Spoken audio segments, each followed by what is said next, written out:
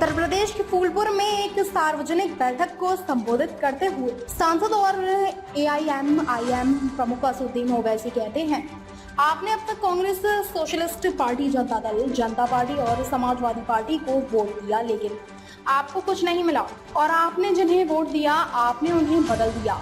नियति में मैं चाहता हूँ कि आप आशा के साथ मतदान करें। काम करवा लिया आपने, कभी कांग्रेस तो कभी सोशलिस्ट पार्टी तो कभी जनता दल तो कभी जनता पार्टी तो कभी समाजवादी पार्टी। मेरे अजीज दोस्तों और बुजुर्गों, हम और आपने कुछ हासिल नहीं किया। जिसको आपने वोट दिया आपने उनकी किस्मत बदल दी। जिसको आपने वोट दिया उनको आपने लखनऊ की गद्दी पर बिठाया तो कभी आपने दिल्ली के तख्त पर उनको बिठाया। मगर जिसको आपने अपना वोट दिया, जिसको आपने अपनी दुआओं से, अपनी मेहनत से कामयाब किया, उन सब ने मिलकर हमको बर्बाद करने की कोशिश की।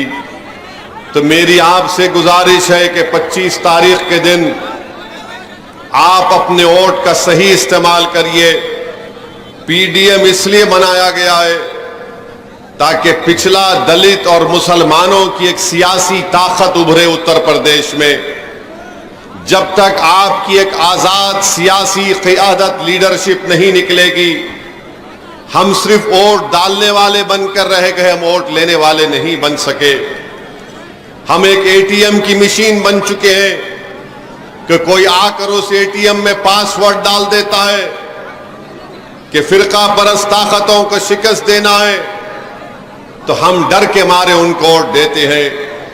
मैंने पहले भी कहा और आज भी कह रहा हूं, आप महिमा पटेल को डर की बुनियाद पर वोट मत दीजिए लिफाफे के निशान पर, बल्कि उम्मीद के ऊपर आप महिमा पटेल का साथ दीजिए।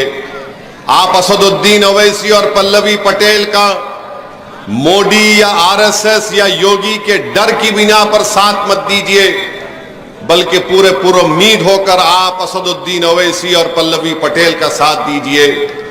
हम 50-55 साल से सिर्फ डर की बुनियाद पर वोट दे रहे हैं। मैं आपसे बता रहा हूं कि आपको डरने की जरूरत नहीं है। उम्मीद की बुनियाद पर आप वोट दीजिए। डर की बुनियाद पर हम वोट दे रहे हैं, इसीलिए हमारी तकालीफ में इजाफा हो रहा है, हमारी मुसीबतों में इजाफा हो रहा है। तो मेरी आपसे फिर से अपील है, याद रखिए, वोट एक अमानत है, इसका सही इस्तेमाल करिए। यकीनन इंशाअल्लाह ताला हम तमाम की कोशिश यही है कि तीसरी मर्तबा इस मुल्क के, इस देश के प्रधानमंत्री, वजीर आजम